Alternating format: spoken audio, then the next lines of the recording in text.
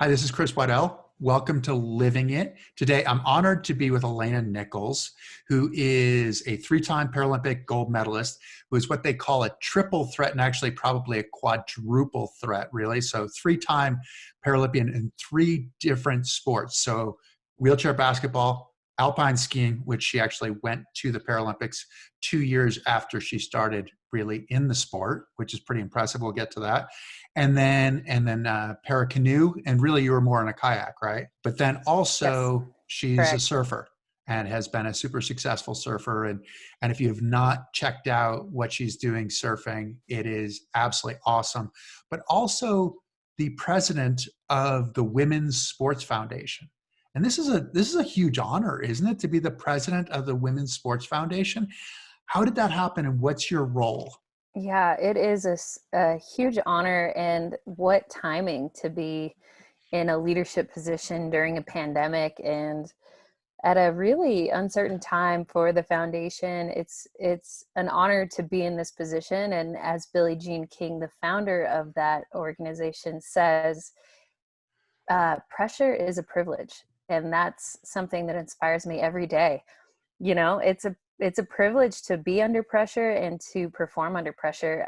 I was involved, actually, I got involved with the Women's Sports Foundation in 2010 after the Vancouver Paralympics. As you mentioned, I medaled there 2 years after the Beijing Games for wheelchair basketball. And I was actually up for Sportswoman of the Year for the Women's Sports Foundation. And I got a Facebook message from, at the time, the woman that was organizing their annual salute. And she sent me this long message saying, we'd love to have you. We'll fly you out to New York City. You'll be a part of this huge gala in Lower Manhattan, et cetera, et cetera. And I actually ignored the message. I just didn't believe it. I couldn't imagine that it was real.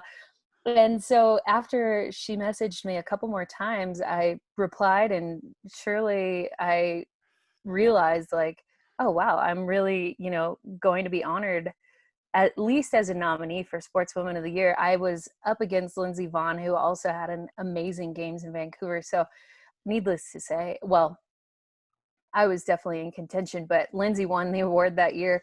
But it was an honor to go. And that's kind of how it started with the Women's Sports Foundation. I then served on the board for about 6 years, and this year was nominated as president, and have been serving. I will serve a 1-year term. What are your role? What's your role as the president? What do you do? Right. So the president really is kind of in charge of the athlete advisory panel, which is a really strong group of women who all care a lot about the organization. And we really kind of come together quarterly to figure out what we can do on an individual basis to move the foundation forward. We talk a lot about advocacy. So whatever is currently going on, Black Lives Matter and our African American athletes are a big focus for us right now. Also the LGBTQ community. I don't think I said that right. I think you Um, did, actually. I think you got it yeah, all in I, there. I got it all. Yeah. So we advocate a lot for trans athletes right now. So there's a couple of laws in place that are kind of meant to oppress trans athletes, and we're fighting against those. Also, I serve on the executive committee for the foundation as the president. And a lot of what we're doing right now is trying to sort through what we need to do moving forward during this pandemic to continue to raise money for the foundation, which is, as you can imagine, pretty challenging. Challenging, uncertain. I mean, just such an uncertain future. It's Right. interesting that, like, as a disabled athlete, you often feel like you're on the outside looking in. That you're kind of trying to get Right. involved with your NGBs, your national governing bodies, and it almost feels like a really peripheral sport. But yet, Hmm. being part of the Women's Sports Foundation, it's interesting. It was interesting for me to have seen a fair number of you who are involved with the Women's Sports Foundation, and you, in a lot of ways, go to the epicenter of Hmm. women's sport, where these are some of the most powerful people now, the most powerful people in history, and you're part of a movement, and it's really an inclusion movement, right? And in Hmm. some ways, you're fighting that inclusion from two fronts, right? From being Right. a woman and from being an athlete with a disability. How did that empower you to be part of the Women's Sports Foundation? Yeah, so that's really so insightful of you, because a lot of people don't realize, on one hand, we're fighting for equality for women, but then in a subset, there's athletes with disabilities and female athletes with disabilities that need as much advocacy work, if not more. And one thing I love about the Women's Sports Foundation is it was never a question if women with disabilities were to be included. And Billie Jean has always advocated for all minorities, and that includes disabilities. And that's really what sets the Women's Sports Foundation apart. I am the first women female president for the foundation that is in a wheelchair. Amy Mullins was a past president and a double leg amputee. Hmm. And so she served and really kind of paved the way for me as well. Um, but it's an interesting position for me to be in, because so much of our focus and research and advocacy goes towards women of minority, women of color, and you know I it's a balance for me to really help people understand women with disabilities are equally as deserving, and they know that. It's just about having a voice in that space. So serving as president right now has really been such an honor in that way, to raise the awareness.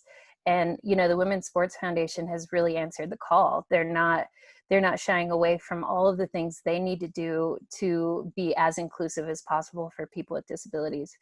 So they're making my job really easy. I'm not really fighting for it. I make mention and they fix it. And it's been amazing to watch. Well, in a lot of ways, it's kind of like you get a bigger mouthpiece. I mean, it's Right. you are part of a much bigger movement than just you fighting for yourself, fighting for athletes with disabilities, fighting for women with disabilities. And just to take a quick step back, some of the past presidents, you mentioned Amy Mullins, but the original president was Donna Di Verona. I saw her. I actually presented her with the Torch Award, the Olympic Torch Award for lifetime achievement this past year. I mean, she's a guiding light and somebody Amazing. who just blazed so many trails and made it so much easier for women, for athletes, for people to actually have a voice in the future. But you look at some of the others. I mean, you've got like Julie Foudy, Nancy Lieberman. I mean, it's an amazing group of people, and I'm only Layla mentioning Ali. Yeah. Layla Ali. Right. Yeah, some fairly Yeah. recognizable names here, Yeah. Jessica Mendoza, Elena Mhm. Myers Taylor just came off. But it's an amazing thing. How do you approach change? Creating this change, affecting a change. Has it changed from how you did it as an individual to how you're trying to do it now?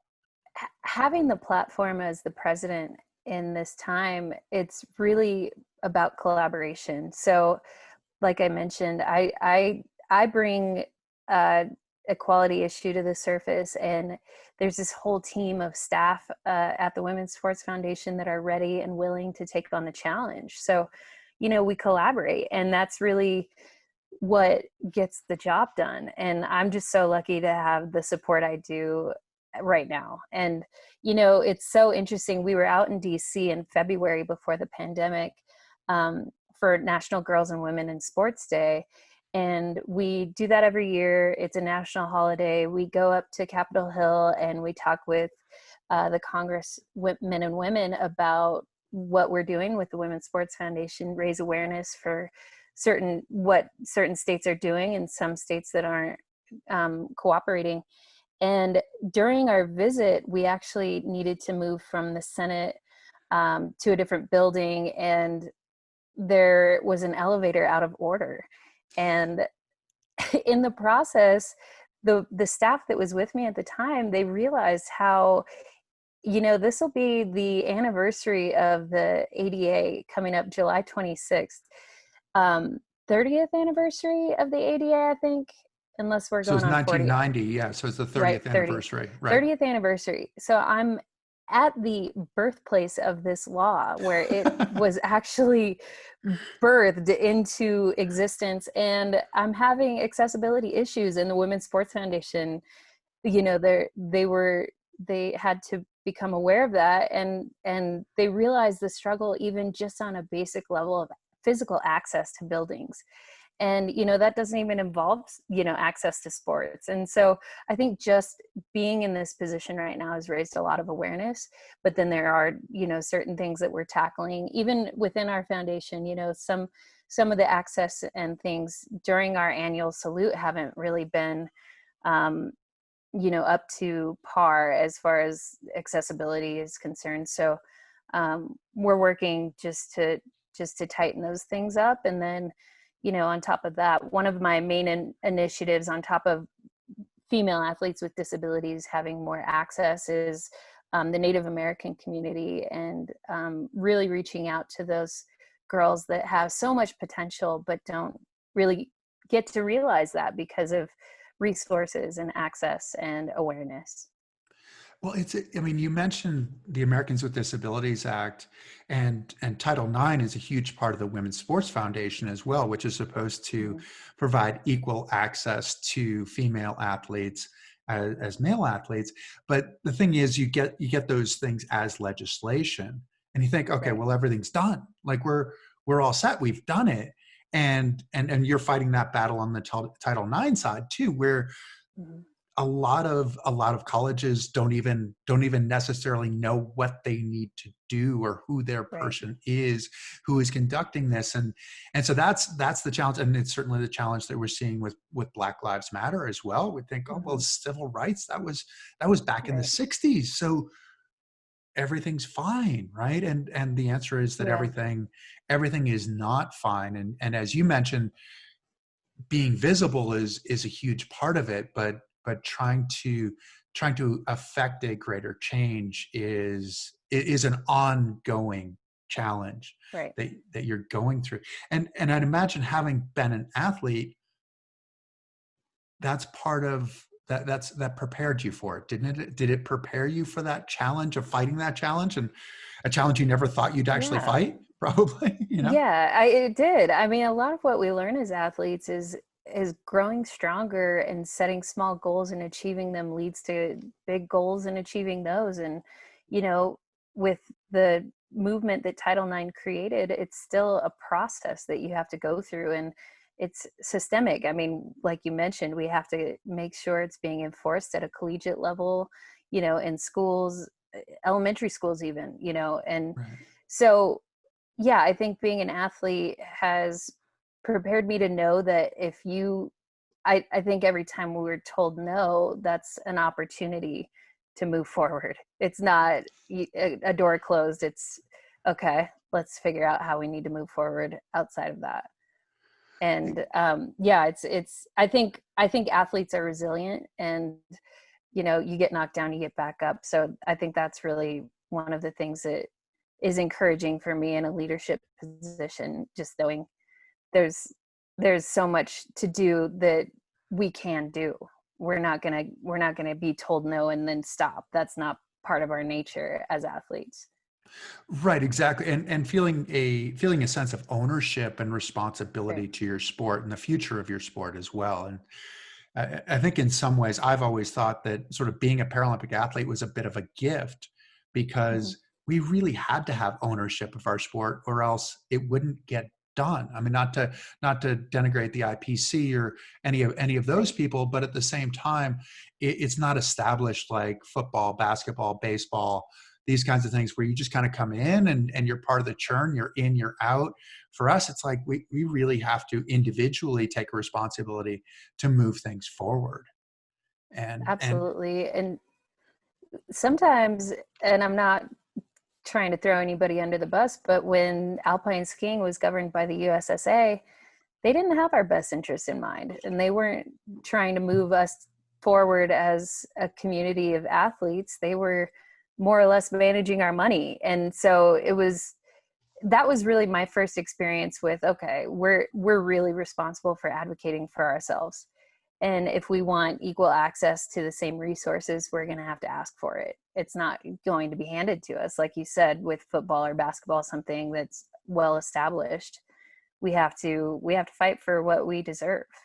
And I think that's really what sets Paralympians apart is we've had to fight on a lot of levels for what we deserve. For what you deserve and to try to make a living doing it. You don't come into Right. the whole thing and just sign a contract and say, okay, that's great. This is Right. what I'm going to make moving forward. You're making your money through sponsorship and grants and I know a Hmm. variety of other things. Can we step back just a little bit to go back to your athletic career? I know we've kind of moved it in front, but the inclusion thing I think is just so important right now, just because we're starting to become a little bit more aware of the challenges that other people have when we have neglected them. But you wanted to be an Olympic softball player. That was part Hmm. of your goal as a kid. I mean, because you really were a kid back then, and that changed with a snowboarding accident. When did you decide that you were going to go back into sport? So it was so when I my story is so different from the times that are kind of people are experiencing now because so much has changed with social media and the internet and the exchange of information. But I actually broke my back before any social media. I broke my back in 2000. So I had this dream of, going to college on a softball scholarship. I wanted to play on the Olympic team one day, and that was kind of my path out of my small town, and really, truly what I had my heart set on. And so when I broke my back at 17, I was out backcountry snowboarding, over rotated a backflip and landed on a rock that was underneath the snow. Became paralyzed after breaking my back in 3 places. And I wake up in the ICU and I'm, I hadn't met somebody in a wheelchair. I had no idea what paralysis was. I had a hard talk with the doctor about never walking again. I didn't believe him for a second. I thought for sure he didn't know who I was. And of course I would overcome this.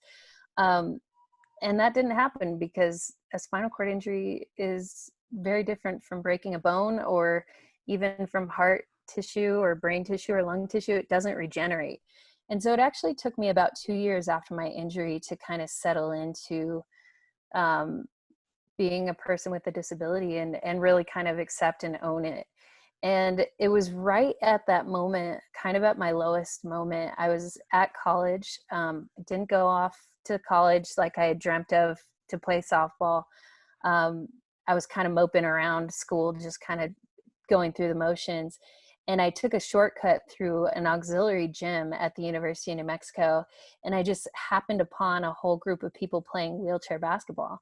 And so you can imagine it was a jaw-dropping moment of like, wait, time out. I've never seen anybody my age in a wheelchair, let alone 10 of them on a court in these crazy looking wheelchairs, like smashing into each other, falling over, shooting stationary seated 3-point shots and making them. And I had heard about adaptive sports before my injury, but I didn't even give it a second thought because, I was a fast pitch softball player. I was prideful and I knew adaptive sports couldn't challenge me in the way that I used to be as an athlete. And that day and that moment when I saw wheelchair basketball being played, I quickly had to, change my mind. I had to question everything I had thought prior, about adaptive sports. And, It's I like was really fated in lucky. some ways, isn't it? It's like It fated that really is. you went through there and went, like Yeah. who's telling me that I'm supposed to see this? Exactly. It was very serendipitous, and that day actually, I was approached by the only female athlete that was playing with those 9 other athletes. One of the biggest women, strongest, tallest, like built women that I've ever even seen to this day in a wheelchair. Her name's Lorraine Gonzalez. She approached me. She's a single leg amputee. She came over to me and just asked me my name and what I do, and asked me if I played any adaptive sports. And I said I'd never seen him before. And that day she got me into a basketball chair and had me try, basic wheelchair basketball skills. And I used to play basketball as a younger athlete. I played about 9 years of it in elementary, junior high, and high school.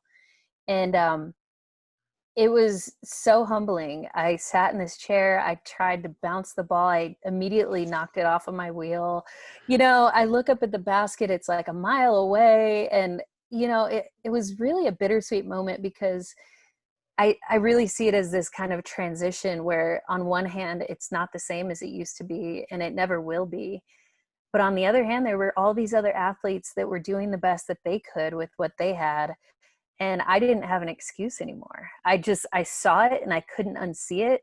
And in front of me was a challenge. I wanted to be faster, and I wanted to shoot farther, and I wanted to be better than the other athletes like I'd always done, and um, it took a couple of practices for me to really commit. But then after I really sank my teeth into it, I knew I wanted to continue playing. And I learned about a program at the University of Arizona that had an all-women's team, and I ended up actually moving out there on a whim. I lived on a couch for 9 months and played wheelchair basketball, and I ended up transferring to the University of Arizona. And it was one of the best risk-taking experiences I've had. I oftentimes I I credit my risk-taking, for getting me as far as it has as in my athletic career, but it's also the reason I'm in a wheelchair. So it's like this very delicate balance of risk taking, Double-edged but sword, yeah. yeah, it really is. So, once I moved out to Arizona, it really opened up doors for me, and I learned about the Paralympics and the possibility of playing on the Paralympic team. And this actually dragged you out of a depression too, right? It Where, did. I mean, you'd Yeah. considered suicide, you'd consider, where your life isn't worth living. And then it's filled by competition again. Yeah. And a lot of the positive byproducts of sport that you don't realize, I mean, you get your heart rate going and those endorphins in your brain start firing and you're sweating. And all of a sudden I started investing in my education. I didn't even want to go to class before. And I had just kind of slowly but surely built this confidence. It was almost as if I set those small goals in wheelchair basketball. I wanted to dribble up and down the court. It kind of subsequently set goals in my life. I'm going to go to class, and I built this kind of new confidence. I used to be so extroverted. I was really popular in high school. I played all these sports and loved all my friends and everything. And then once I broke my back, I just felt so misunderstood. I mean, people just looked at me and they turned away right away. And they didn't know that even 5 months prior, I was an able-bodied person just like them. And it was really hard going to college and just feeling like nobody really understood the struggle I was experiencing. And you're right, I sank really low into that hole. I didn't have any reason to live. I didn't want to live. And wheelchair basketball was that light that came into my life and that really motivated me to get out of bed.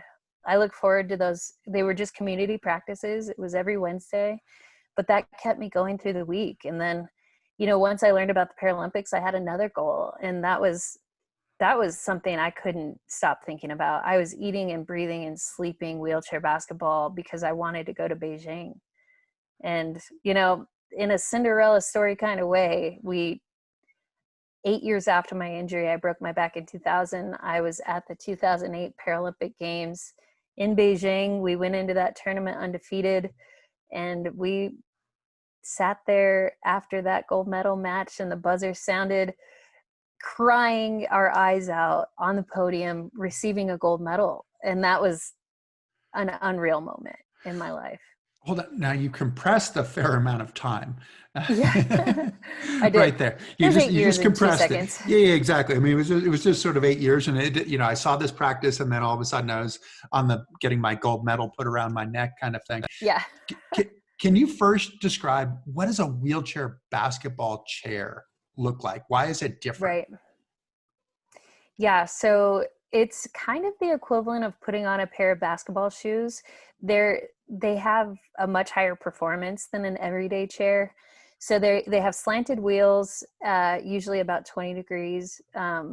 So you're really agile. You can spin on a dime, Also, And you're that helps you strapped turn more in. quickly and keeps you Yeah, from tipping over exactly. when you turn more quickly. Okay. Yeah, and then you also strap in so you strap your body in with these they're modified snowboard straps, so they're click straps. And then also there's two wheels on the back of a basketball chair, so you can actually kind of heave your body backwards to get some momentum to throw the ball into the hoop, and those two wheels will keep you from falling backwards. And also, I mean, the sport is literally kind of violent. Like, it's such a cool thing to see. And if any of the listeners haven't seen it, you got to look it up. It's so beautiful, this dance that people in wheelchairs are doing, both on offense and defense, and how coordinated you have to be to play the game. And the chairs actually make all the difference. They're so athletic. And really, the first time I got into that chair that day at the University of New Mexico, I strapped in and I pushed as hard as I could. And I felt like I was running for the first time since my accident. And I was sweating, and it was just, I felt free again. And that, I think that's really the magic of what happens for athletes with disabilities that get back into sports, is the equipment really makes the difference. It does. And it's funny that you're talking about that, because when you were talking earlier, you're talking about the people, like the people didn't know that 5 months prior you'd been an able-bodied athlete. Like, they didn't Mhm. know who you were, which really Right. is part of the problem at some point, right? That Right. this is who I was. And it's like, okay, well, who are you now? But it Mhm. also sounds like when you got into the sport, that it wasn't so much convincing other people of who you were, but you had to start with yourself and Right. and then you're projecting something. Is that the way that it worked? Because That's that's the way it exactly right. sounded. Yeah, that was exactly right. I really, I think the lowest point after my injury was so associated with a loss of identity. I was so, all of my eggs were in that athletic basket. I was my worth. I was very performance based. I identified as an athlete, and then when that got taken away from me, I didn't know who I was. And I'm not saying that that's all that I was, but that was certainly something that was, I was very confident about. I was very prideful about who I was as an athlete, because I was proven, right? I did the work. I accomplished the goals. And after my injury, I didn't have that outlet to really prove to myself that I was worthy and that I was strong and athletic and all of those things. And I didn't have an outlet for for any of it. And I mean, really what's happening for adaptive athletes, at least for myself, is, you get to prove to yourself that you are strong enough, and that you prove to yourself what you're made of. And that's all that really matters. It doesn't, to your point, it doesn't matter what other people are seeing. It's what you know to be true about yourself. Yeah, it's kind of a funny thing that sometimes I think sometimes it's like that we have to get over how we see ourselves. Then we have to get over what we think, how other people see us. And then the third part is that we sometimes have to get over how we think other people see us, and Right. not necessarily giving them credit. But when you have action, when you have the ability to pour yourself into something, a lot of the other stuff doesn't really matter.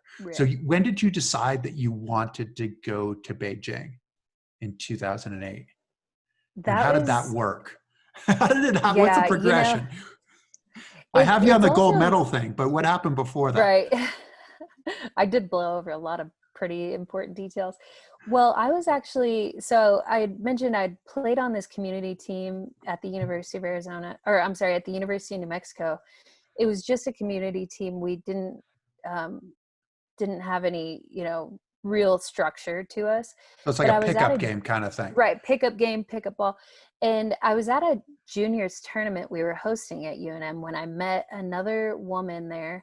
She approached me. Her name is Jen Howitt, legend in wheelchair basketball.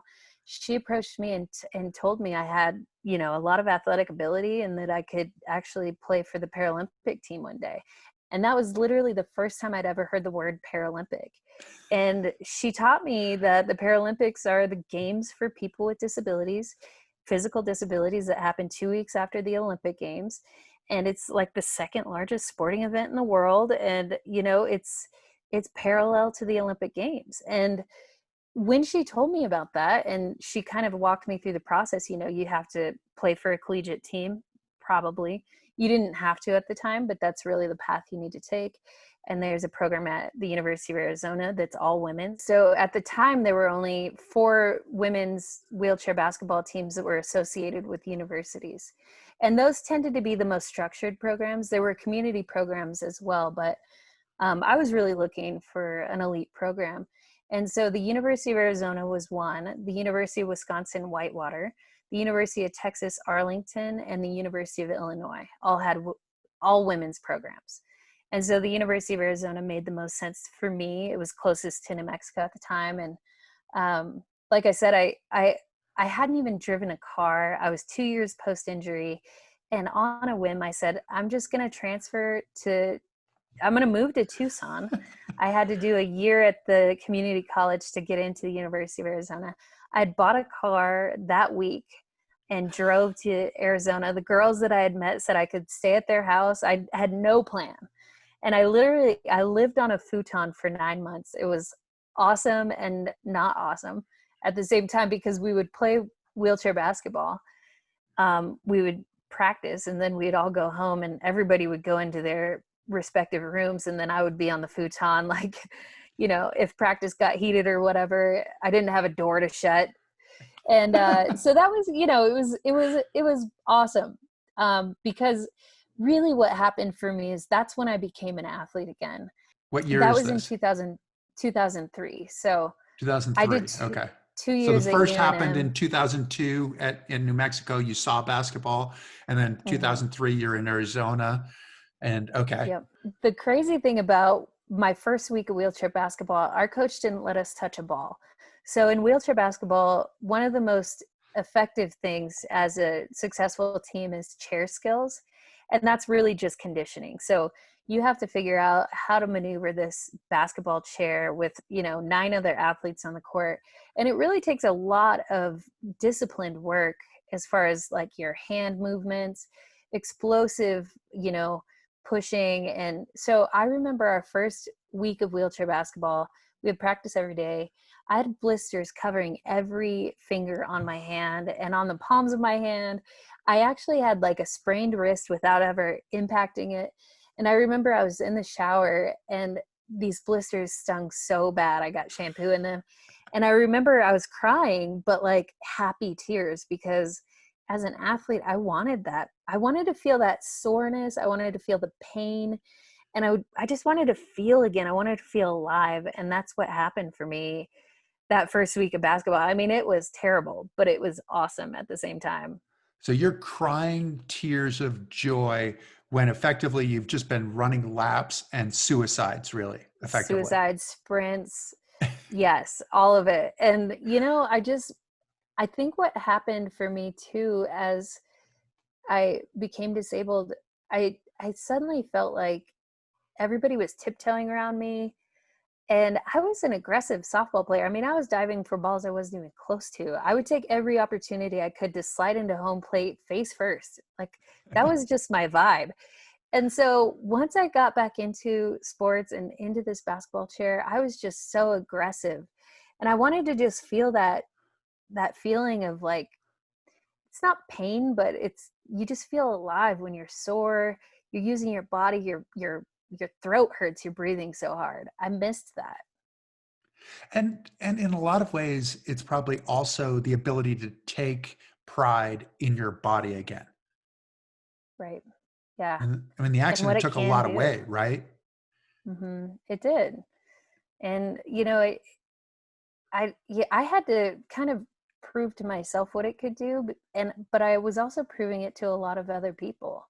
Like, nobody knew anything about adaptive sports in my world, my parents, my sisters.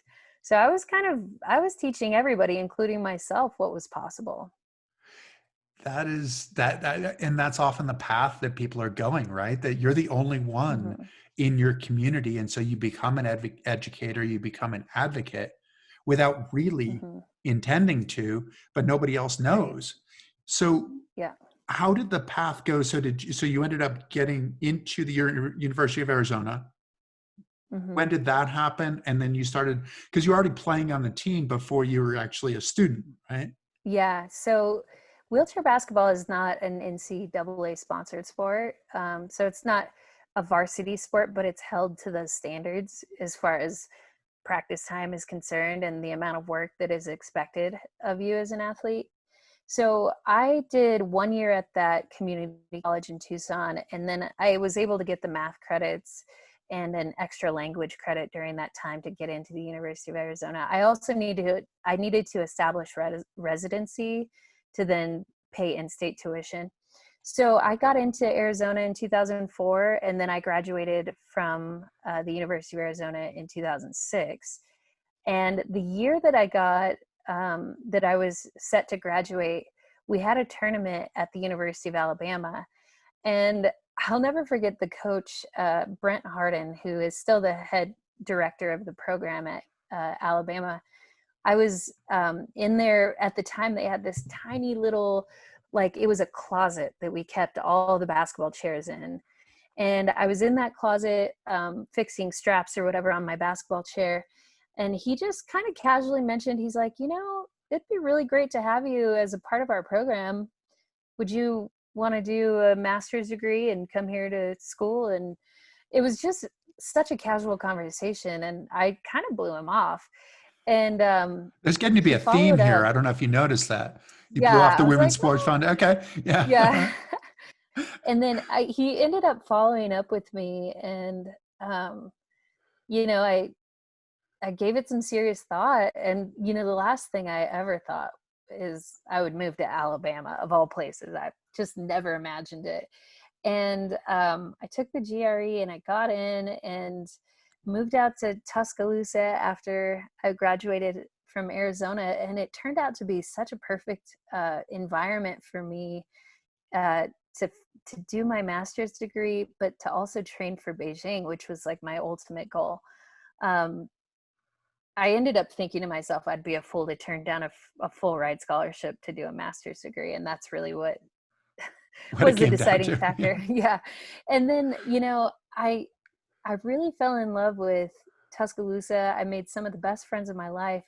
But the year that I graduated with my master's was the most epic summer. I graduated in May, and then we headed off to Beijing in September. And as I've already mentioned, we won the gold there. And it was just like the most amazing, you know, summer of my life. I finished school altogether, and then we won a gold medal. And it just didn't get any better than that for me. Actually, it did, but Well, it didn't get any better than that. And so you decided, after having grown up in New Mexico, uh, gone to school in Arizona, then got your master's in Alabama, that you wanted to go to often the coldest place in the country. it To really is. You lived in Fraser, Colorado, didn't you? I mean, that's Yep. often on the Today Show. Like, this is the coldest place in the country right now. Fraser Valley. What made you? I mean, I'm assuming that having been a snowboarder was Hmm. part of what made you want to ski. But you'd skied some, right? You'd skied some before you Yeah, did this. You didn't do it sort of sight unseen, but you right. probably really didn't know much of what you were doing. But you I decided you really wanted to go. didn't. Yeah. So I actually, I heard about this program, like you mentioned, in Winter Park, Colorado, called the National Sports Center for the Disabled, while I was training for Beijing. So I was already kind of scheming. And I ended up visiting the head coach of that program, Eric Peterson, before we left to Beijing.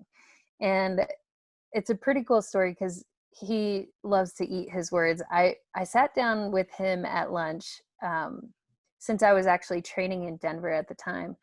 And I visited him. We sat down for lunch, and I told him what I wanted to do.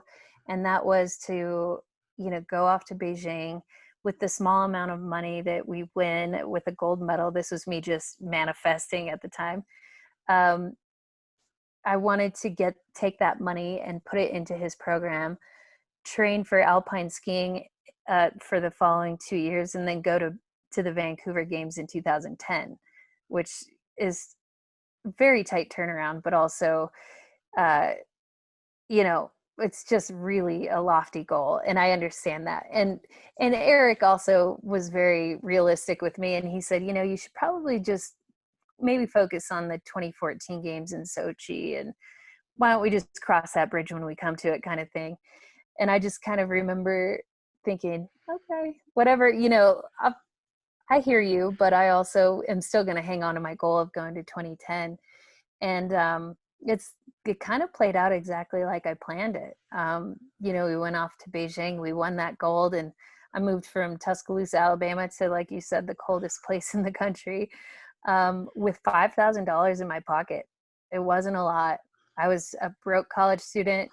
At the time, we didn't get equal pay for our medals, and 5,000, that's missing a couple zeros compared to the Olympians. And for one season of training at the Winter Park program, it's about $20,000. So that was enough to get me started, but I actually had some really great friends from my hometown throw me a couple of fundraisers that saw me through the first season. And honestly, Chris, it was one of the hardest things I've ever done.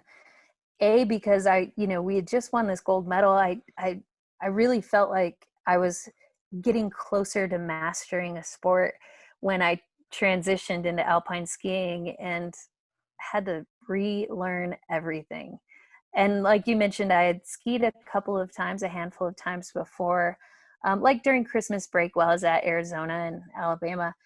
But when I got into the program in Winter Park, the head coach, Eric, he's an able-bodied guy, and bless his heart, he doesn't really know how hard it is to be a person in a wheelchair pushing through the snow, but he required us to carry our own mono skis.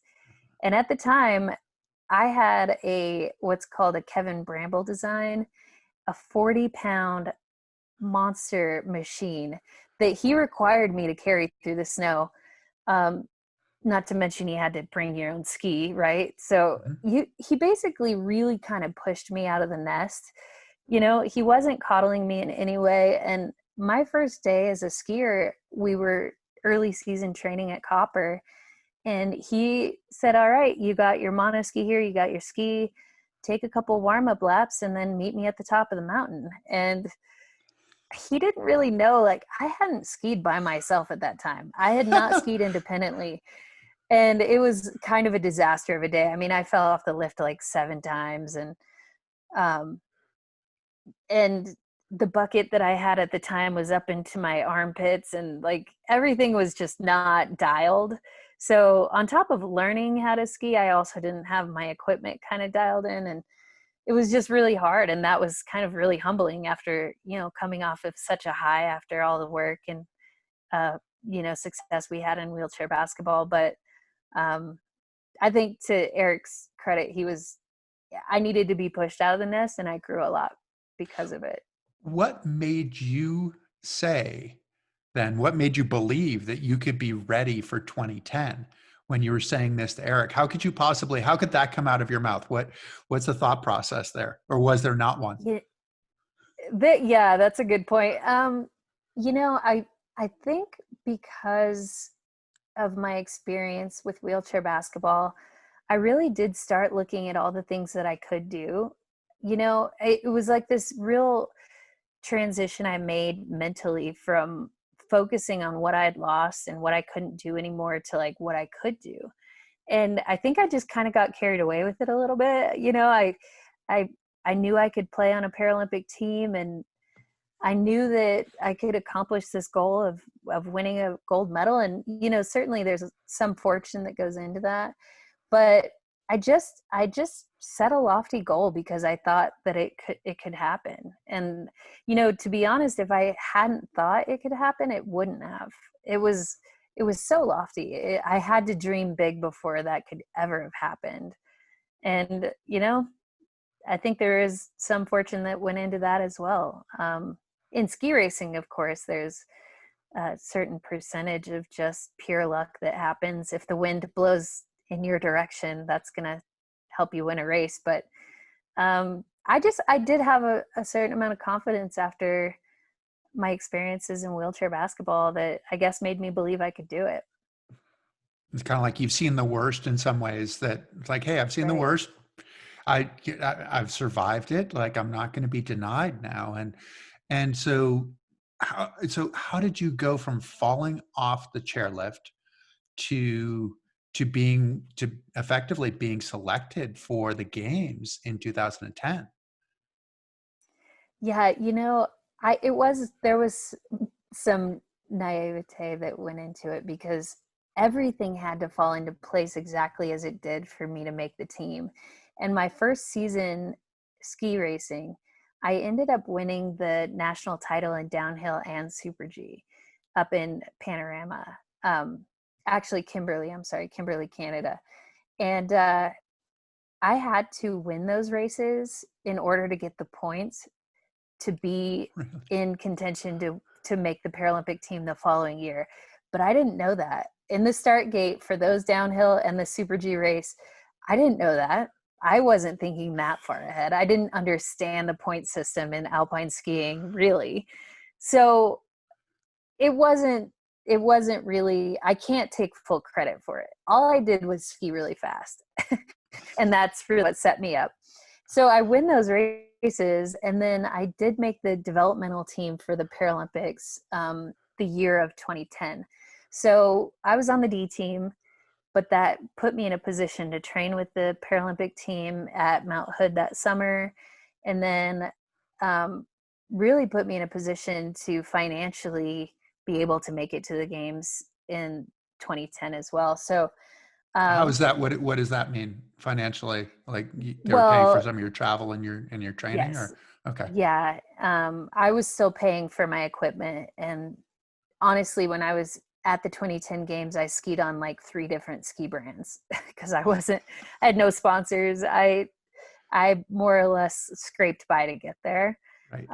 And then, I went and skied on my first World Cup races over in Austria that season in 2010 prior to the games. And just was overwhelmed with what world competition looks like. I had seen domestic competition in the US, but I showed up in Austria, and these women are growing up skiing on like clear see-through blue ice, and I've grown up as a ski racer on Colorado hero snow.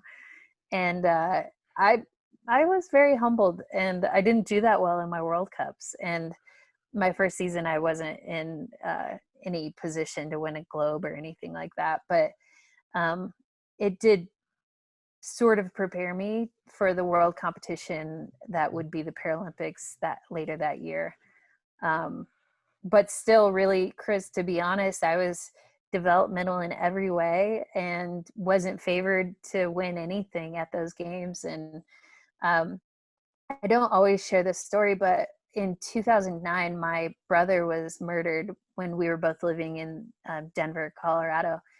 And, you know, in the same way I was set back by my spinal cord injury, my losing my brother really set me back in a way that I had to, in a lot of the same ways, really dig equally as deep to kind of crawl out of a hole of depression. And he was a really big fan of mine, and there was no denying, even if I wanted to, I couldn't deny the fact that he would have wanted me to keep going and to keep competing. It was not a question.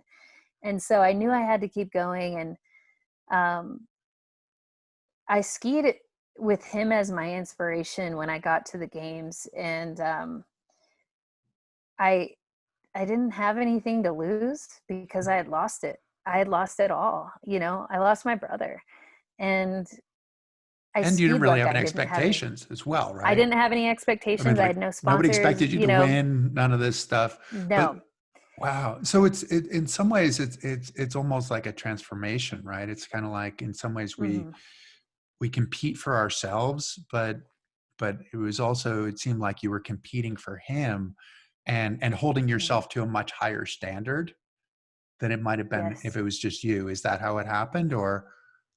It wouldn't have. I can't imagine not having him as my motivation during that time, because I skied like I was inspired by something, and it I think it transcended ski racing. Like it was the biggest competition of my life, really, because in an individual sport, it's all on you. It's every mistake Right. or every win. I mean, there's no denying who made that mistake. And in wheelchair basketball, there's 11 other women on the court that all carry the burden or the success with you. And I really had my brother as my inspiration. And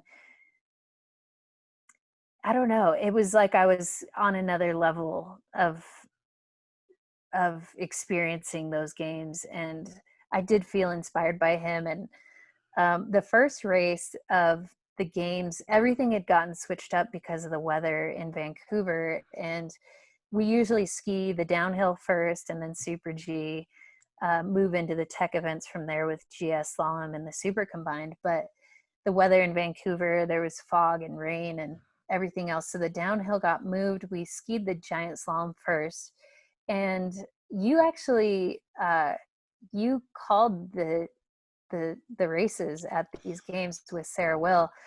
And I don't know that anybody really knew what was going on with me on a personal level as far as my brother was concerned. But that first race, I wasn't a tech skier. It wasn't really something I was very great at, but You were better at I going fast, going I straight and was going much fast. better at going fast. And so I found myself up by a second going into the second run of the giant slalom, um, which I could have never imagined would have happened because the Austrian skier, the German skier, even some of my US ski team teammates were much better at giant slalom, but they had all had bobbles or one of them fell. And I ended up winning the first run of the giant slalom, which I couldn't believe. So I'm sitting at the top of this race course, looking a gold medal in the face. It's pouring rain. And at this point in my grieving about my brother, I thought that everything was kosher. Like you cry so much when you lose somebody, and grief is such a process. I thought I was in a pretty good place. But for some reason, right before that second run, I completely lost it emotionally for no apparent reason. It was like inconvenient that I was crying at that time. Inconvenience, a And bit of an understatement, right? yes, it was like not now. And Catastrophic is probably it more. was Yeah. a catastrophic experience. It was not the right time or place for me to be thinking about my brother. And I had to just completely let go of control of whatever was going to happen because I was out of control of my emotions.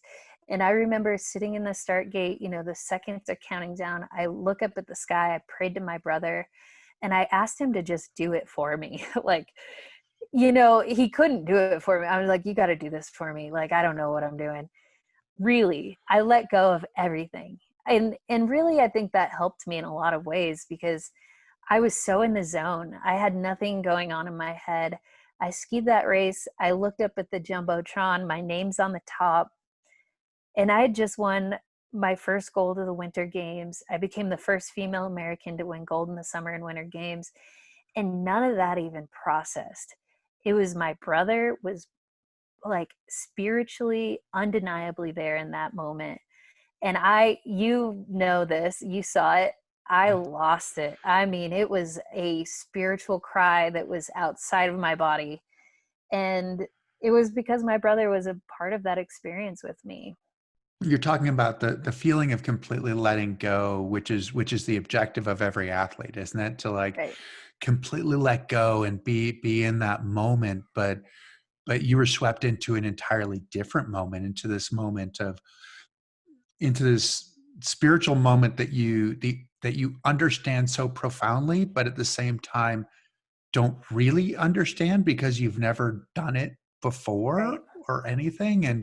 And so it's way more powerful than you is what it sounded like. And it looked like in the finish, obviously it looked so cathartic that it was that, I mean, you were sobbing. I mean, just sobbing. I mean, just out of It control was, sobbing. And I don't think that yeah. people recognize that until they lose someone that's close to them, that you can cry on such a primal level that it almost Primal is doesn't the feel word. like it's coming from you, that it's nothing that you could even relate to anything that you'd experienced before. And I think that ultimately was, looking at that, it was one of the most amazing moments that I have seen in sport, in Paralympic sport certainly, but in sport in general, because it is the human side of what we do, and I Mhm. think you came across that way. So you stayed in the sport. I mean, for basketball, you were one and done. You got your gold medal and you left and you went to Winter Park and you stayed in through Sochi in 2014, which was a bit more of an adventure. In a lot of ways, you were more prepared for Sochi, but it seems like it was more Yes and challenging. no. Yeah. Well, actually, not to correct you, but I did end up going to one more games for wheelchair basketball. I did London in Oh, you did? 2012. Okay, I'm sorry. Yeah, Okay. yeah. No, that's okay. I after Vancouver, I got my basketball chair out of storage and went back at it. Um, and those games were such a different experience. In Beijing, I was very much a role player. I was defense minded. I was a workhorse. And then Most going likely into to foul London, out kind of thing. totally, totally. I was pretty aggressive for sure, and I didn't contribute very much offensively. I did finish my layups and whenever I was expected to shoot, but um, it was really, we focused a lot on defense when we won that gold in Beijing, and we just full court pressed the Germans, and that's really what put us in a position to win. Um, but in London, I was more of a role player. Or a leader really, and I was so much more experienced, and we had retired some of our veteran athletes, so we were down, but we were still really strong.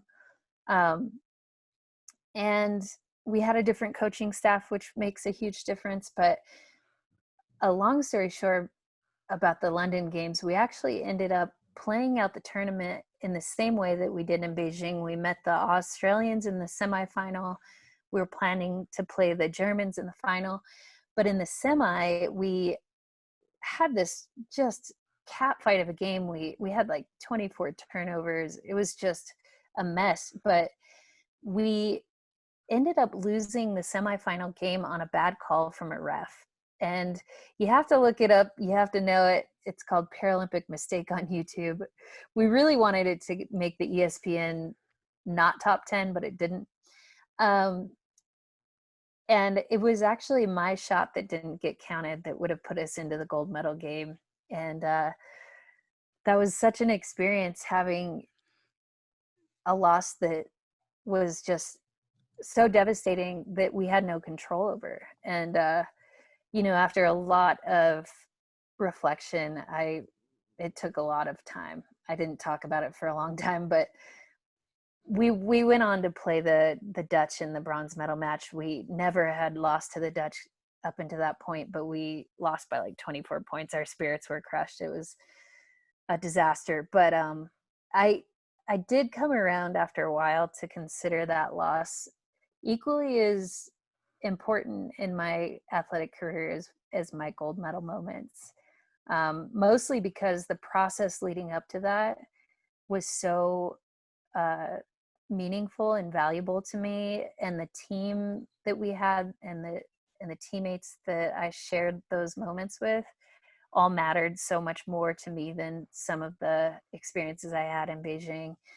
So, it really taught me about the process and not the end result. Um, and I think that's equally as valuable.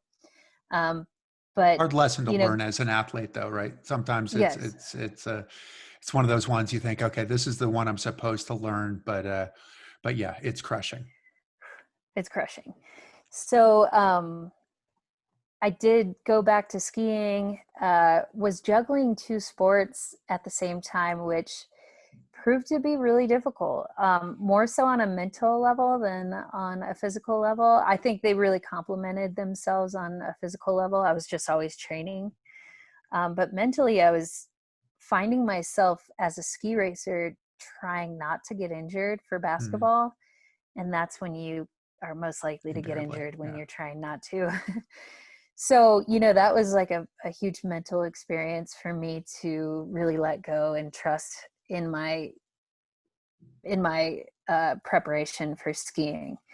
Um, Turns out I did get injured in the worst way when I was training for Sochi. So we had already gotten through London, so I wasn't worried about my shoulders or anything for basketball, but I was training up at Mount Hood for the Sochi Games in 2013, in June of 2013, when I accidentally caught an edge and I skied into a boulder, um, probably upwards of 35 miles per hour, maybe Oh, yeah. 40.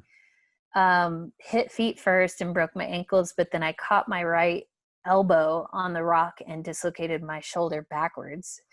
And it was out of place for 2 hours, completely destroyed everything in my right shoulder.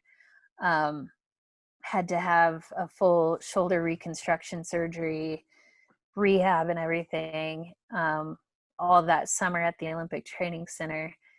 I did get back on snow in November, was just not able to do all of those small disciplinary things that you need to do as a ski racer, you know, side slipping and all that preseason stuff that prepares you really to perform.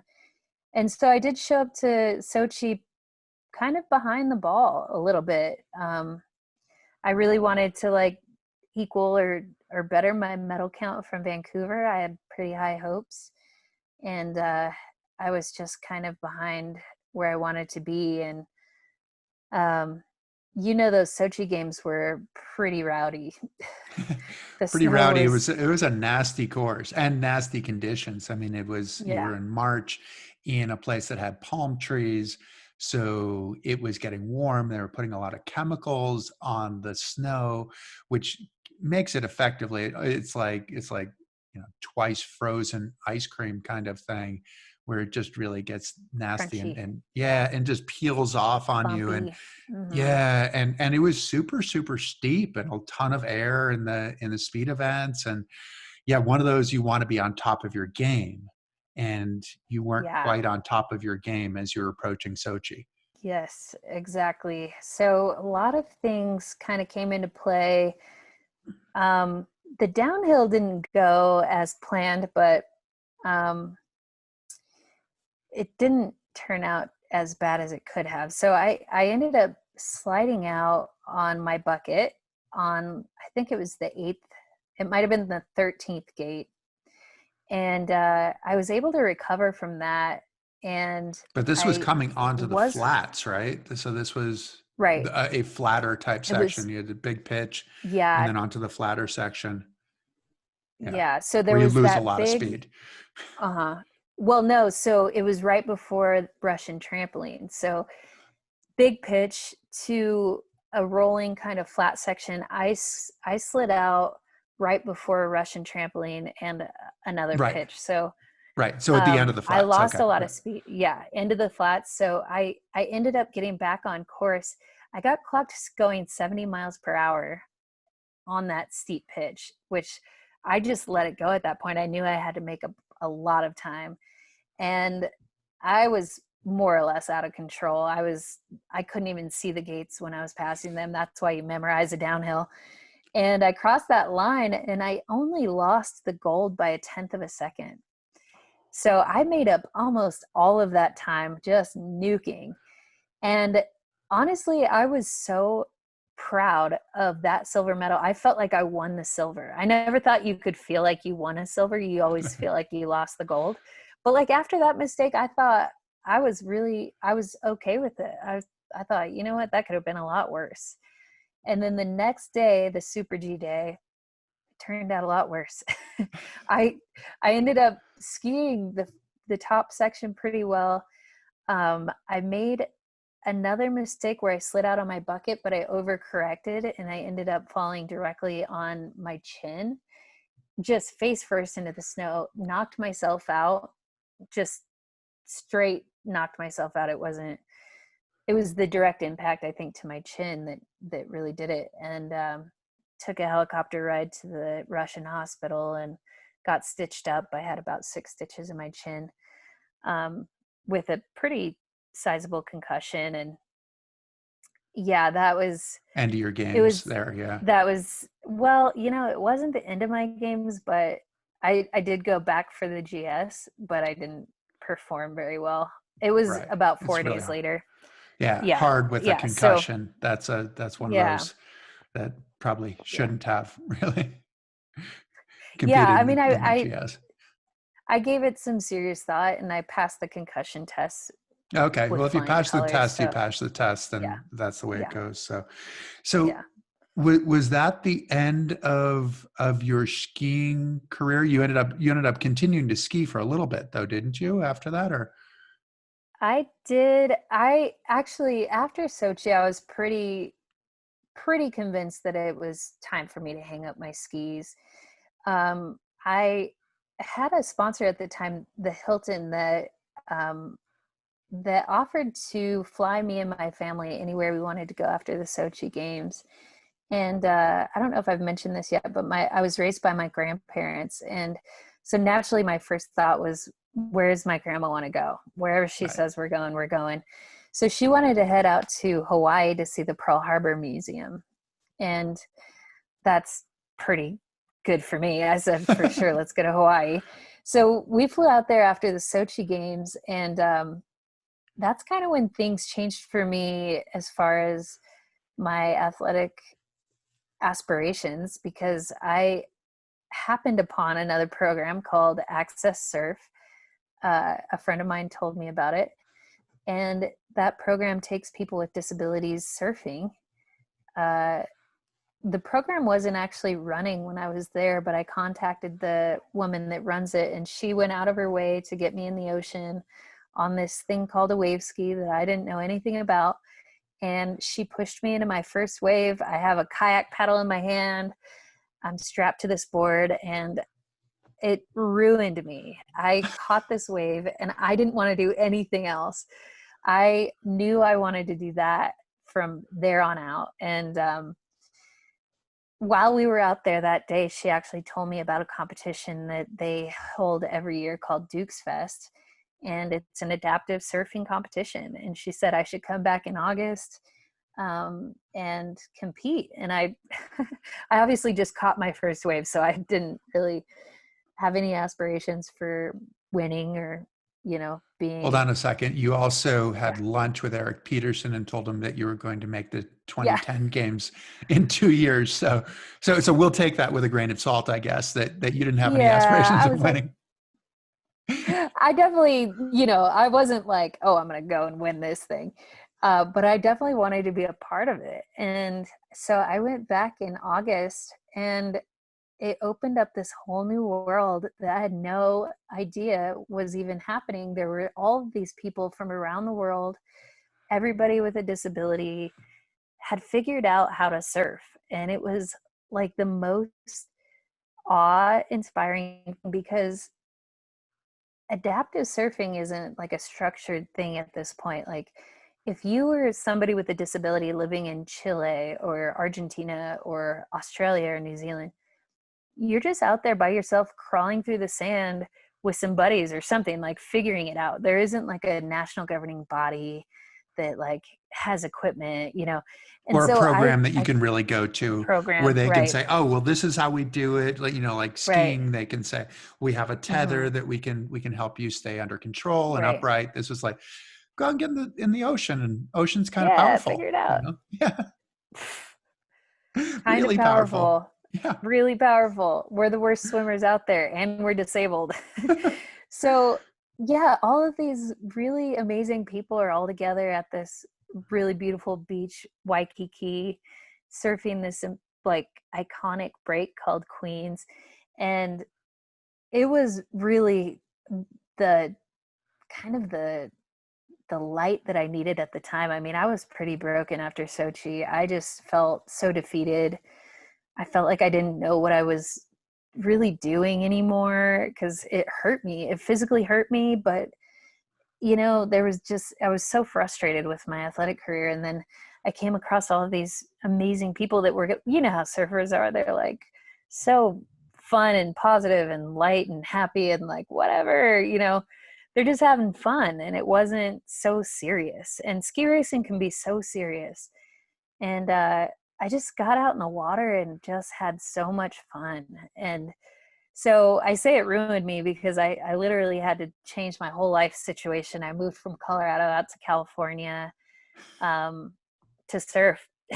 And also I thought, And was it just the fun, or what was the issue? Did it speak to you personally, or why? Why did it happen? yeah, a lot of surfers would say it's kind of cliche, but it's kind of spiritual. It's a spiritual experience out on the water. You're so small in this huge ocean, and this wave, like no other wave, comes to you and you catch it, and there's no other place you want to be. There's nothing else to think about, and you're on the surface of the water and you're surfing it, and it's moving you and you're moving with it. And it's it's so special every time you catch a wave, and you get to do it over and over again. So it's like you just you want more of it all the time. And the ocean's always changing, and there's never another wave like the one you had before. So there's this mysterious, unknowingness about it that just makes you want to experience it more. Also, like I said before, it's not so serious. You Right. get, and I did end up competing in surfing, but that was just more because I love the structure and the focus that competition and performance brings. But really, surfing was something that I forgot about. That feeling is something that I forgot about since before, when I was a snowboarder. That freedom Okay. of creating and moving freely throughout the mountain. And I think I had just gotten so structured and focused on performance that I forgot to have fun, and surfing brought that back into my life.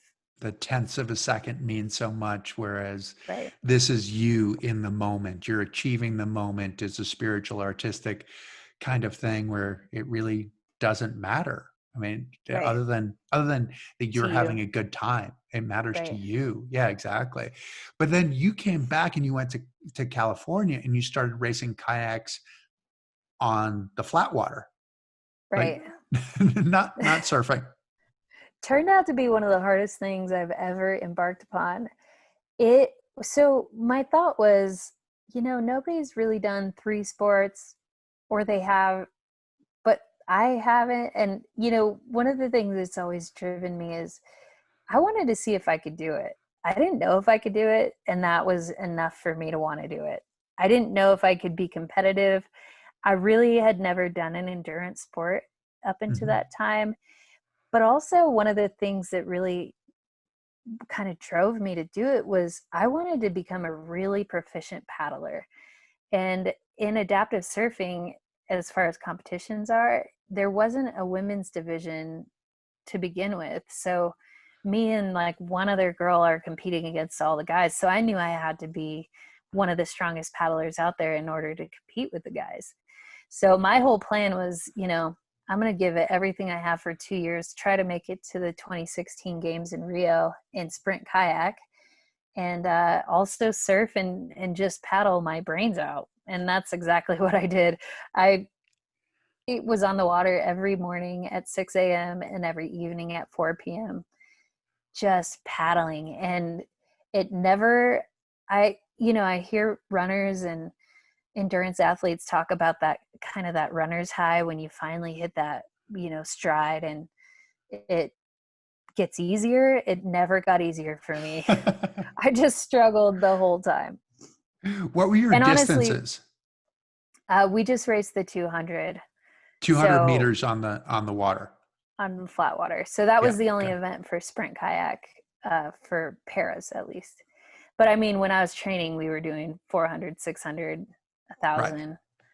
We more or less trained endurance and long distance so that we had that, baseline conditioning for a 200-meter sprint. And how did it work It's, out? you know, it I was not very successful by some standards. I finished 7th at the Paralympics. But by my standards, I finished, and I celebrated when I finished 7th like I won that race, because the amount of work that I did to get there, it was deserving. I mean, I gave it everything I could. One of the hardest parts for me was, and I'm not blaming classifications on this, but I was put into a classification with single leg amputees. Because I'm such a low para, I have all this function in my core, but in sprint kayak, I was competing against other women that had a working leg to push off of. Right. And so I was really, I mean, it was just difficult. I couldn't beat them, but that was also another mental challenge for me to overcome. I mean, some things are out of your hands, but that shouldn't be any excuse for you to not give everything you have to what you're doing. And It sometimes was those are the biggest victories, are the times right, when you know you don't have a chance of winning, but you still put forth your greatest effort. right. That's And you were exactly also right. prepared for surfing now. So Right. yes, I was still winning in my yeah, own you didn't get world. a medal, but you got this fitness and this ability that you would not Mhm. have necessarily had. And so now you surf. I mean, you've won surf competitions. There is a women's competition now, right? Yes, there is. Yeah. We've come a long way since, I guess that was 2014. We now are an established organization through the International Surf Association. We have adaptive surfing, and 6 categories for uh, 6 different types of disabilities. My division is called the wave ski division, and that's where you sit on top of a surfboard, you strap in, and use a kayak paddle to propel yourself onto the wave. Um, Also in the divisions, so there's AS adaptive surfing 1 through 6. So AS1, and I'm not going to get these all right, but it goes from laying down prone for quadriplegics and folks that prefer to surf that way. They can also be paras, um, to a single leg, double leg amputee in the kneeling division, to then the sitting division, which is AS3, and then the lower limb amputees that prefer to stand on the board, Mhm. with a prosthetic or without, and then also upper limb division and the visually impaired division. So Wow. it's come a long way. Yeah. And I mean, we're checking all the boxes to hopefully include it in the 2028 games. That's what I heard. That sounds super exciting because the Olympics, surfing is getting into the Olympics prior to that, right? So is Right. that Well, it was due to be in showcased at the 2020 games right? this summer, which then got moved to 2021, and they will still include it there. And we narrowly missed the 2024 games in Paris. We have to have a certain amount of countries competing, Right. and Sure. also gender equity with that. And so we just need more numbers. So anybody listening that wants to surf that has a disability, hit me up. Okay. Let me Well, know. Yeah. I'm super excited about it. I don't know that I'm going to be a Yeah. competitor, but I'd love to do it. It just looks Yes. super, super cool. It's amazing. And Yeah. yeah, and I've got to ask you later on if I could actually even do the sit on top because I am a higher level injury than Yes. you are. I do not have the balance that you do. And I looked at some of your videos and I would go completely out the back of that as soon as I got Yeah. started because there's nothing to rest your back on. I mean, you're sitting in a little Yeah. divot basically. Yeah. I do have some higher level injury friends that have figured it out. So All good right. All news, right. Chris. Good news. Yeah. I want to find out about this because some of this is how do we enjoy our vacations more? You know, it's like you don't Yes. want to just sit Yeah. on the beach or like hang out or it's like well, let's go do something. Let's have fun Yep. and that looks super fun. Okay, last question. Well last part. We'll get you out of here. But is you know there are times that I have something on my lap and I'm going up the ramp in my house, and it's amazing how I can go from feeling like I'm relatively strong to completely ineffectual, just completely weak. Right. What is it like to be pregnant in a wheelchair? Ah, the struggle is real, Chris. I can only imagine. Yeah, it was difficult. It was really difficult.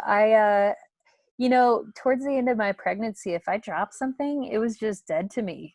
I was like, well, I'm not getting that. It's gone. Um, Transferring got a lot more difficult. I did put on about 40 pounds. So 40 just pounds. moving my body was really hard. Um, Transferring, I remember the day before I was induced, the day of, I was transferring out of the shower and fell, and I just couldn't get back up. I needed help. And yeah, it was really difficult. I I actually am hoping to do it one more time, but not many more times after that. Not any more times after that. I'm assuming the You baby, know, not the getting out of the shower thing. right, yeah, Yeah, that yeah, that thing. yeah. But what's really cool now is my little boy Gunner he's actually 11 months old. He just started walking yesterday. That's not the cool part, but that is the Okay, cool but part. that is But cool. that's really cool. Because it's so instinctual, because he's obviously not learning it from me. But he can sit on my lap, and he has adapted so well to all of my own movements. So I will lean over and he'll lean the opposite way to balance out, or he'll push out his feet off of my chair if he's starting to tip. And he crawls right up to my chair and grabs onto it. He'll push me around the house. And I just think it's so amazing to watch him kind of adapt with me. That it's all he's ever known, and it Hmm. makes sense on an intuitive level. Right. It's so did you always want to be a mother? Did you know that you wanted to do that? You did. Yeah. I was always low key hoping for it, but I didn't want to get my hopes up in case it didn't happen, kind of thing. I really did always want to be a mom. I always said that it would be an honor, and if that's in the plan for me. But I certainly wasn't one of those moms that was so headstrong about it that I would do it as a single mom or adopt or whatever that looked like. Um, You wanted to be in the you right know, position to make it happen right. and grow. Yep.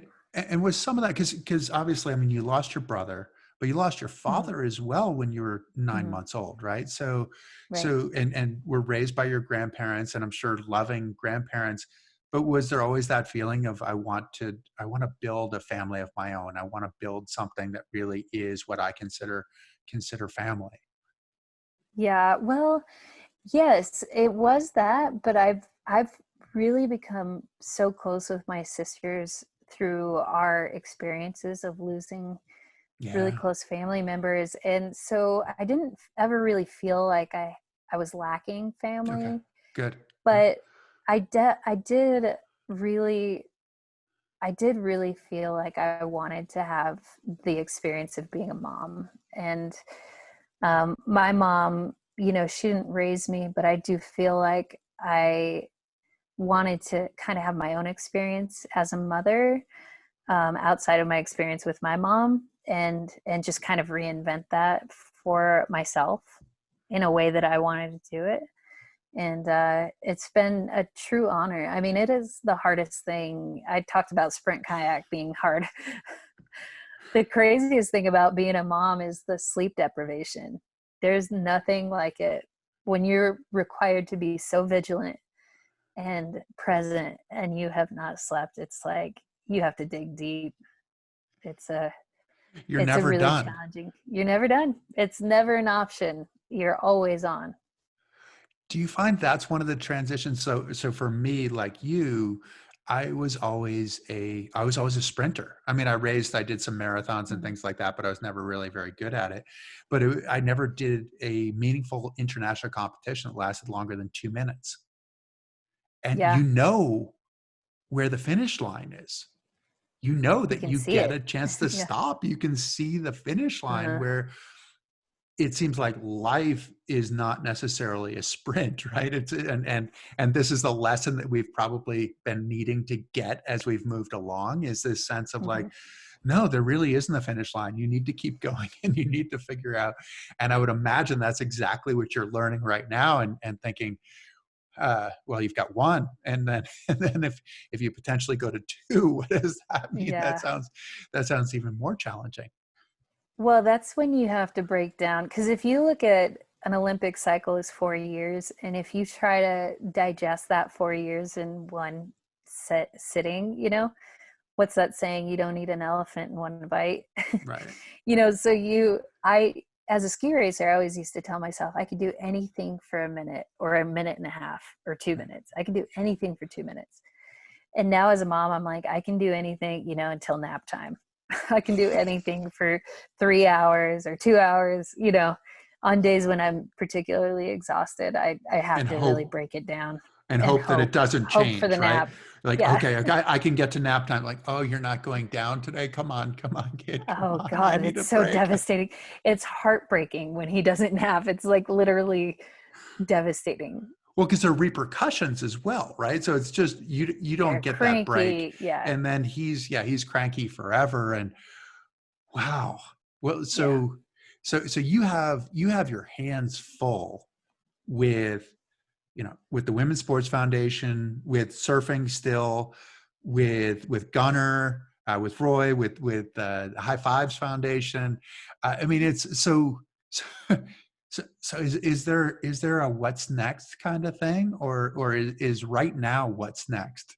Yeah. I was just chatting with a friend about it, career wise. And, I've done a fair amount of public speaking and was really on the circuit prior to the pandemic, just kind of imagining the future. It really is, I think, for me right now, is just being here right now. I can't predict anything. I don't know what it's going to look like, and I don't know how to plan for it. So being present with Gunner and, controlling the controllables is all I can do, and just see how that plays out.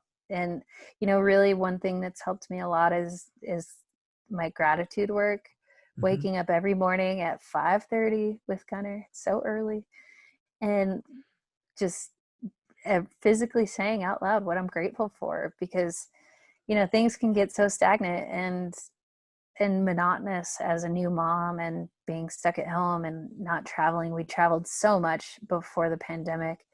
um, it kept everything so lively and fun, so it's just really, it's boiled everything down to the basics, and focusing on gratitude's really helped me through it. But it's got to be kind of nice. I mean, I'm seeing the same thing, right? I think I flew a Mm-hmm. couple 100,000 miles last year, and I've not been on a plane since the second week in March or whatever it was, and Mm-hmm. might not be on a plane throughout the rest of the year. Who Right. knows? I mean, which is totally unusual, and same for my wife. And it's kind of wild to have a routine at home where you can Mm-hmm. sort of get to bed So at a predictable. at a at a Right. at a similar hour each night and wake up at the same time, and these kinds of things. I mean, there's something that's really healthy about that. But Mm-hmm. that's also, and I don't know for you if it's the conflict, but for me, having been an athlete as well, it was, I went to work when I got on a plane. Mm-hmm. Not that I wasn't working every day, Mm-hmm. but this was the time when it mattered, when I got to prove the work that I'd done in Right. training. And, and as an athlete, I felt like I needed that. I needed that kind of feedback to say, yeah, you're going in the right direction, you're doing the right things. But then Mm-hmm. but then now, not getting on an airplane, it's kind of it's a little bit different, where you feel like you're not quite going to work in the same way that you were. Do you feel that same way? And if so, how are you filling that void? I don't know that you need to Right. fill any voids right now, because you're on the Yeah. relatively busy side as it is. Yeah. I really like how you explain that, because that type of feedback is like you are on the right path, and you're validated because of, you know, your performance to some degree. And um, it, I think everybody needs a purpose, right? Everybody needs something to wake up for and work to do. And I don't necessarily have that. And I've really had to shift my focus to being the best mom I can be right now. Um, Which a is a lot great of job to have, by the It's a way. I great mean, job. that's a spectacular job and amazing and It really is. hard. Thank you. Yeah. It is really hard. And you know what? It's not always going to be so simple. We're going to get back in planes and things get complicated and juggling. And so I've really kind of reveled in this peace and quiet and the routine, and Gunnar knows when to sleep and when to wake up, and we're just, you know, it's really a shift in the mind, I think, at least for me, to be grateful for this time. It wasn't always that easy. I was definitely feeling pretty uneasy at the beginning and missing my family and everything else, but I'm kind of settled in. And you know, this is kind of how it used to be back in the day, right? People just, you stay at home and you're with your Yeah. family, and you know, every now and again you go out to eat, and that's like the event. You're not like out to eat and going other places, and you know, it's a simple time. It is. It is. I think for me, it's so different than the way that I grew up. We woke up in the same place most Hmm. all the time, and Hmm. exactly what you say. Where you probably experience that same thing, where you wake up somewhere and you go, "Where am What I?" room am I in? Yeah. You get the "What room am I in?" But the scariest one for me is when I woke Yeah. up and I looked out the window and went, "Oh no, where am I?" And that's when I was at home. Oh, And that's that never really happened to me. scary. I've had that happen multiple times. It's not as many as 5, but it's Yeah. close. And Yeah. that's when you think, wow, I usually have that bottle of water right there. Why do I have a glass? This is weird. And it's like, because you're at Yeah. home, and so it is a gift. And sometimes we don't realize what the gifts are. We don't recognize them as much until they're past, until we look back on it and go, wow, that was really an amazing opportunity for me to be able to Hmm. change some things. So, well, thanks so much. I do look forward, and as I mentioned before, we are doing a television show, and I'd love to do a surfing show with you. And I want to learn how to surf and actually want to get out and do some kayaking and stuff. I'm living Cool. I'm 30 feet from the water on a lake right now. So, and I Awesome. have not, and I've been here for 3 years and I have not touched the water yet. So, Get out there. so I need to do some of this stuff. So I'm going Yeah. to hit you up on the kayaking and surfing Please side of do. things, but Yeah. I can help you. I'd love to do that. it looks so Look forward to cool. it. Well, Yeah. thank you so much for joining us, and thanks You're for welcome. everything you're doing for so many people, and for being, probably the most important job is, being a great mom. So keep it up, and thanks. Thank you, Chris. No, thank you for having me. It was an honor. I appreciate it. Appreciate All it. right.